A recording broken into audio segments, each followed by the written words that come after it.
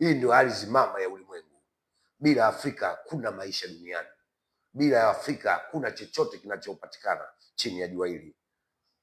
Maji tunayo, ardhi kubwa tunayo, watu tunao, madini tunayo, miti tunayo, everything God given us, but maadui wanachukua kwa sababu ya mifumo walioitengeneza. Mwafrika akimwona mzungu anamtetemekea. Mwafrika, mtu mweupe, mtu ambaye nje ya ngozi nyeusi, kwake yeye yuko tayari amwabudu, amjengee kilingi, ampigie magoti na amshike miguu. Hii ni shame to us. We are powerful being. Sisi ni viumbe bora kabisa wenye nguvu. Why tunaelekea huku?